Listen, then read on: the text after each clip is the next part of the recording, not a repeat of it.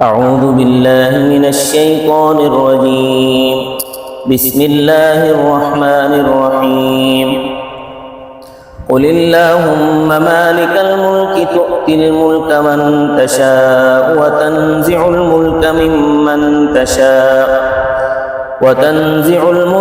ممن تشاء وتعز من تشاء وتذل من تشاء بيدك الخير إنك على كل شيء قدير تولج الليل في النهار وتولج النهار في الليل وتخرج الحي من الميت وتخرج الميت من الحي وترزق من تشاء بغير حساب صدق اللہ العظیم۔ گزشتہ آیات میں یہ بتایا گیا تھا کہ یہود خیبر سے آپ صلی اللہ علیہ وسلم کے پاس فیصلہ کرانے کے لیے ایک مقدمے کا، تو وہ چاہتے تھے کہ ان کو رجم کی سزا نہ ہو، لیکن تورات کے اندر چونکہ رجم کی سزا لکھی ہوئی تھی تو آپ صلی اللہ علیہ وسلم نے بھی رجم کے فیصلے کو برقرار رکھا۔ اب یہاں آگے ایک اور واقعہ بیان کیا جا رہا ہے، وہ یہ ہے کہ غزوہ بدر میں جب آپ صلی اللہ علیہ وسلم کو صحابہ کرام کو فتح ہو گئی تو آپ صلی اللہ علیہ وسلم مدینہ طیبہ کے ایک بازار سے گزر رہے تھے اس غزوہ کے بعد، تو یہ بازار یہود بنی قینقاع کا تھا۔ یہ خاصا لمبا بازار تھا، اس میں دکاندار جب حضرت صلی اللہ علیہ وسلم وہاں سے گزرے تو یہ سارے دکاندار آپ کے ارد گرد جمع ہو گئے، اس میں یہودی بھی تھے، عیسائی بھی تھے اور مسلمان بھی تھے۔ تو آپ صلی اللہ علیہ وسلم نے یہودیوں اور عیسائیوں کو واعظ کیا، اسلام کی دعوت دی، مگر انہوں نے تسلیم نہیں کیا۔ وہاں جو صحابہ کرام موجود تھے، آپ صلی اللہ علیہ وسلم نے انہیں فرمایا کہ جس طرح اللہ تبارک و تعالیٰ نے تمہیں غزوہ بدر میں کامیابی عطا فرمائی ہے، ایک وقت آئے گا کہ یہ روم و ایران بھی تمہارے قبضے میں ہوگا۔ اور اس وقت بڑی حکومتیں دو ہی تھیں، ایک ایران جس کے بادشاہ کا لقب کسریٰ تھا اور دوسری روم جس کے بادشاہ کا لقب قیصر تھا۔ باقی جو دیگر حکومتیں تھیں پوری دنیا کے اندر، وہ سب یا تو ان کے ماتحت تھیں یا ان کے ساتھ ملی ہوئی تھی، کچھ جو ہے وہ کسریٰ کے ساتھ جو ہے وہ ملی ہوئی تھیں اور کچھ روم کے اس کے باج گزار تھیں، جیسا کہ تو یہ جو ہماری خلیج فارس کی حکومتیں ہیں، ابو ظہبی ہے، مسقط ہے، بحرین ہے، عمان ہے، اسی طرح دوحہ وغیرہ ہے، یہ سب کسریٰ کے ماتحت تھے۔ تو جب آپ صلی اللہ علیہ وسلم نے فرمایا کہ ایک وقت آئے گا کہ اللہ تبارک و تعالیٰ تمہیں روم پر بھی فتح عطا فرمائے گا اور ایران پر بھی فتح عطا فرمائے گا، تو یہودیوں نے بھنگڑے ڈالے، انہوں نے مذاق اڑانا شروع کر دیا اور کہنے لگے اے محمد، تمہارا نا قریش کے نا تجربہ کار لوگوں سے واسطہ پڑا ہے، جن کو جنگ کا کوئی تجربہ نہیں ہے، اور نا تجربہ کار لوگوں پر تم نے کامیابی حاصل کی ہے جو لڑائی کے فن کو نہیں جانتے تھے۔ اب تجھے جو ہے وہ ایران اور روم فتح کرنے کی خواہش ہے، وہ بڑی منظم حکومتیں ہیں، تو اس بات میں کوئی شک بھی نہیں تھا کہ روم و ایران بڑی منظم حکومتیں تھیں۔ صرف جنگ یرموک کو دیکھ لو، جس کا آغاز حضرت ابو بکر صدیق رضی اللہ تعالیٰ عنہ کے دور میں ہوا اور اختتام حضرت عمر فاروق رضی اللہ تعالیٰ عنہ کے دور میں ہوا۔ جنگ یرموک میں مسلمانوں کی تعداد 45,000 تھی اور رومی فوج کی تعداد 7 لاکھ تھی۔ اب 7 لاکھ فوج کے مقابلے میں 45,000 مسلمان۔ اس جنگ میں 3,000 مسلمان شہید ہوئے، 1,30,000 رومی مارے گئے، باقی بھاگ گئے۔ تو آپ اس سے اندازہ لگائیں کہ کتنی منظم اور طاقتور حکومتیں تھیں۔ عیسائیوں نے بھی ایک دوسرے سے کہا کہ تمہیں معلوم ہے کہ محمد جو ہے وہ اب انہوں نے روم و ایران کو فتح کرنا ہے، تو اس موقع پر یہ آیات نازل ہوئی۔ اللہ تبارک و تعالیٰ فرماتے ہیں قل اللہم مالک الملک، آپ کہہ دیں کہ اے اللہ جو بادشاہی کا مالک ہے، تؤتی الملک من تشاء، تو دیتا ہے ملک جس کو چاہتا ہے، وتنزع الملک ممن تشاء، اور چھین لاتا ہے اور چھین لیتا ہے ملک جس سے تو چاہتا ہے. تو مالک ہے، تو رب ہے. دیکھو ایک دفعہ یہ گلیڈن اسٹون جو کہ برطانیہ کا وزیر اعظم تھا اور اتنا سخت آدمی تھا کہ اس کو مرد آہن کہتے تھے، اس نے ایک دن دارالعوام میں تقریر کی اور ہندوستانیوں کو ڈراتے ہوئے کہا کہ ہم سے نہ ٹکرانا، ہمارے پاس اتنی طاقت اور قوت ہے کہ اگر آسمان سے بھی ہمارے اوپر کوئی چیز گرانا چاہے گا تو ہم اپنی سنگینوں سے اس کو روک لیں گے، اتنی ہمارے پاس طاقت ہے، ہم اس کو تھام لیں گے. لیکن کچھ عرصے بعد اسے ہندوستان سے بھاگنا پڑا. برطانیہ کو اگرچہ اس کا ارادہ نہیں تھا جانے کا، لیکن یہ برطانیہ کی حکومت تھی جس کی حکومت میں سورج غروب نہیں ہوتا تھا، لیکن بعد میں ایسی سکڑی کہ ایک جزیرے کے اندر بند ہو کر رہ گئی. اسی طرح ایران کا بادشاہ رضا شاہ پہلوی جو ایران کا بادشاہ تھا، یہ یہاں پر امریکہ کا تھانے دار تھا، ان کے مفادات کا محافظ تھا. لیکن جب انقلاب آیا ایران کا، خمینی انقلاب آیا، تو یہی رضا شاہ پہلوی یہ اتنا کر و فر والا بادشاہ تھا کہ پاکستان آزاد ہونے کے کوئی 2-3 سال کے بعد اس کے حوالے سے کوئی خبر یا کوئی مضمون کچھ صحافیوں نے لکھا اور اس میں اس کو لکھا شاہ ایران. تو ایران کا جو سفارت خانہ تھا اس نے نوٹس بھجوا دیا ان صحافیوں کو جنہوں نے شاہ ایران لکھا تھا.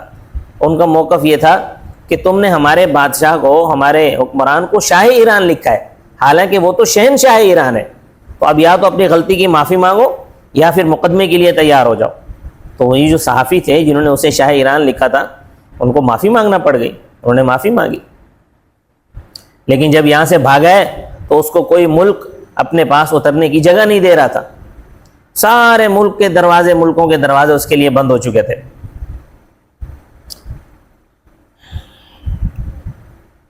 بالآخر مصر نے جو ہے وہ دل مضبوط کیا، اس نے کہا کہ جی اگر مجھے اترنے نہیں دیا گیا تو میرے جہاز کا پیٹرول ختم ہو رہا ہے تو یہ تو گر جائے گا، میں تو ہوا میں مر جاؤں گا. تو مصر نے اس کو اترنے کی اجازت دی. تو یہ اللہ تبارک و تعالیٰ کا ملک ہے، زمین اللہ کی ہے. اللہ جس کو چاہے حکمران بنا دے، جس کو چاہے اللہ تبارک و تعالیٰ دے دے، اور جس سے چاہے اللہ تبارک و تعالیٰ چھین لے. پھر رضا شاہ پہلوی کے بعد خمینی آیا، اس نے اہل سنت علماء کو قتل کروایا اور بہت سارے سنیوں کو قتل کروایا. تہران کے اندر جو مسجدیں تھیں ان سب کچھ مسمار کروا دیے، شہید کروا دیے. تہران کے اندر ابھی ایک بھی مسجد نہیں ہے. وہاں جو مسلمان ہیں ان کی تقریباً آبادی 5-6 لاکھ کے قریب آبادی ہے. اب وہ مسجدوں میں نماز نہیں پڑھ سکتے، تو وہ نماز اپنے دفتروں میں، گھروں میں، آفس وغیرہ میں پڑھتے ہیں. جمعہ اور عیدین وغیرہ کی نمازیں مسلمان ملکوں کے سفارت خانوں میں جا کے پڑھتے ہیں. کوئی پاکستان کا سفارت خانہ ہے، وہ دوسرے ممالک کے سفارت خانے وہاں جا کے پڑھتے ہیں. تو یہ سب قدرت اللہ تبارک و تعالیٰ کے ہاتھ میں. اللہ تبارک و تعالیٰ جس کو چاہے یہ ملک عطا فرما دے. فرمایا وَتُعِزُّ مَن تَشَاءُ وَتُذِلُّ مَن تَشَاءُ، اور اے پروردگار عزت دیتا ہے تو جس کو چاہے اور تو ذلیل کرتا ہے جسے چاہے. بِیَدِکَ الْخَیْرُ، تیرے ہاتھ میں ہی بھلائی ہے. اِنَّکَ عَلیٰ کُلِّ شَیْءٍ قدیر، بے شک تو ہر چیز پر قادر ہے. ابھی آپ دیکھیں کہ بنگلہ دیش کا واقعہ، 15 سال سے حسینہ واجد اقتدار میں بیٹھی ہوئی، 15 سال سے، اور سیاہ و سفید کی مالک بنگلہ دیش کے. اس نے جو مسلمان علماء تھے کئیوں کو پھانسیاں دے دیں اور دہشت گردی کا الزام لگا کر کئی اسلام پسند لوگوں کو جیلوں کے اندر بند کر دیا، ظلم و تشدد کیا، ماورائے عدالت قتل کروائے، لوگوں کو غائب کروایا. لیکن آج دیکھیں کہاں ہے، کوئی ملک اس کو بھی پناہ دینے پہ تیار نہیں ہے. تو یہ اللہ تبارک و تعالیٰ کا اختیار ہے. اللہ جس کو چاہے عزت دے، جس کو چاہے ملک دے، جس کو چاہے ذلیل کر دے، جس کو چاہے ملک، جس سے چاہے ملک چھین لے. وہ ہر چیز پر قادر ہے. تو جب یہ آیتیں نازل ہوئی تو آن صلی اللہ علیہ وسلم نے اپنے ساتھیوں کو آگاہ فرمایا کہ میں ذاتی طور پر کوئی بات نہیں کرتا ہوں، مجھے اللہ تبارک و تعالیٰ نے یہ خوشخبری سنائی ہے اور مجھے یہ بتایا ہے کہ ایسا ہوگا کہ روم اور ایران فتح ہوگا. تو حضرت عمر فاروق کے دور میں ایران مکمل فتح ہو گیا اور روم کا بھی خاصا حصہ فتح ہوا، اور کچھ حصہ روم کا حضرت عثمان غنی رضی اللہ تعالیٰ عنہ کے دور میں فتح ہوا. اسی طرح افغانستان کا ایک اچھا خاصا علاقہ فتح ہوا، اور افغانستان کا جب یہ علاقہ فتح ہوا تو یہ تو ساری کی ساری قوم مسلمان ہو گئی. حضرت مولانا انور شاہ کشمیری رحمۃ اللہ علیہ فرماتے ہیں کہ دنیا میں 3 قوموں کی نظیر نہیں ملتی۔ ایک عرب کہ جب وہ مسلمان ہوئے تو ان میں کوئی کافر نہ رہا، دوسرے ترک کہ جب یہ مسلمان ہوئے تو ان میں کوئی کافر نہ رہا، اور ترکیوں کے پاس تو اسلام کا جھنڈا تھا، انہوں نے خلافت قائم کی اور 600 سال 600 ساڑھے 600 700 سال تک پورے یورپ کو انہوں نے آگے لگائے رکھا۔ اور تیسری قوم یہ افغان کہ جب یہ لوگ مسلمان ہوئے تو ان میں بھی کوئی کافر نہ رہا۔ افغانی بہت غیرت مند ہے، ان کو روس نے جب اپنے قبضے میں لیا تو روس نے ظاہر شاہ جو اس وقت وزیر اعظم تھا اس کو یہ پیشکش کی کہ ہمارے ملک سے پروفیسرز اور اساتذہ آئیں گے یہاں افغانستان کے اسکولوں میں آپ کے بچوں کو تعلیم دیں گے، اور آپ اپنے نوجوان بچوں کو اسکالرشپ کے لیے اور دیگر علوم سکھانے کے لیے آپ روس بھیجیں، اور روس کے اندر ہم ان کو اپنے خرچے پر پڑھائیں گے، یعنی ان کے جیب خرچ بھی ہم دیں گے، ان کے تعلیمی اخراجات بھی ہم برداشت کریں گے۔ تو حضرت سید حسین احمد مدنی رحمۃ اللہ علیہ کو جب یہ پتہ چلا کہ ظاہر شاہ نے روس کے ساتھ یہ معاہدہ کر لیا ہے تو آپ بڑے روئے۔ آپ نے فرمایا ظاہر شاہ تو نے بہت غلط کیا ہے، تو نے بہت غلط کیا ہے، تو نے بہت غلط کیا ہے، کیونکہ یہ جو وہاں سے پڑھانے کے لیے آئیں گے روس سے یہاں افغانستان میں، یا جو یہاں سے وہاں پڑھنے کے لیے جائیں گے وہ تو کافر ہو کر آئیں گے۔ اور پھر آپ نے دیکھا کہ جب امریکہ نے افغانستان میں دراندازی کی تو امریکہ کے ساتھ سارے وہی لوگ تھے جو یا تو روس سے پڑھ کر آئے ہوئے تھے یا روسی اساتذہ سے انہوں نے اسکولوں اور کالجوں میں وہاں افغانستان میں پڑھا تھا۔ تو یہ سب دہریہ قسم کے لوگ تھے، یہ دوستم وغیرہ اس جیسے جتنے بھی لوگ تھے حکومتوں میں، یہ سب مادر پدر آزاد معاشرے کا ذہن کے مالک لوگ تھے اور ان کو اسلام سے کوئی غرض نہیں تھی۔ تو خیر میں عرض کر رہا تھا کہ